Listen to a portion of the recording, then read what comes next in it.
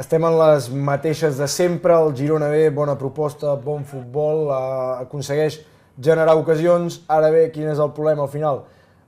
Precisament en Pep Triadú, de la Unió Esportiva Llagostera B, parlàvem aquesta setmana en una entrevista en exclusiva per al Convocat, que les dinàmiques venen marcades per si la pilota entra a la porteria o no. Correcte. Simplement. Sí, és futbol. Exacte, llavors aquesta és la tònica de la temporada per al que fa el Girona B. Aquí veiem el gol del Sant Cugat, que aconseguia amb un penal avançar-se en el marcador, 0-1 favorable, i bé, doncs el Girona B, que ho seguiria intentant, que aniria més a l'atac encara si es pot.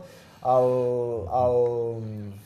t'anava a dir jo? El Sant Cugat, també per la seva banda, doncs es va estirar, òbviament, amb l'obertura d'espais. Veiem que va tenir unes quantes oportunitats, també. Partit bastant interessant de veure. A Sant Pons, és el cantó. Tot el contrari del que hem vist abans, eh?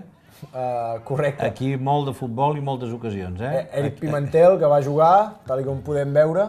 I va jugar lesionat. La setmana passada contra el Sant Juan es va lesionar de la mà.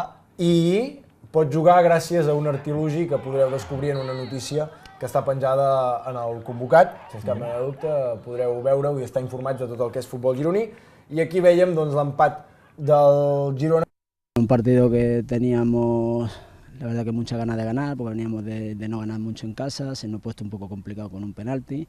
La verdad que el equipo ahí ha remado, ha intentado llegar a portería del equipo arriba. Hemos tenido como 5 o 6 ocasiones, yo que pienso muy claras, han salvado 2 goles debajo de la portería, había 2 palos. Yo creo que el equipo ha hecho un muy buen trabajo, nos está faltando esa pizca de suerte a la hora de poder meter goles y bueno, y cuando no se consigue, pues lo mínimo que se puede conseguir es un empate y es lo que hemos conseguido hoy, ¿no?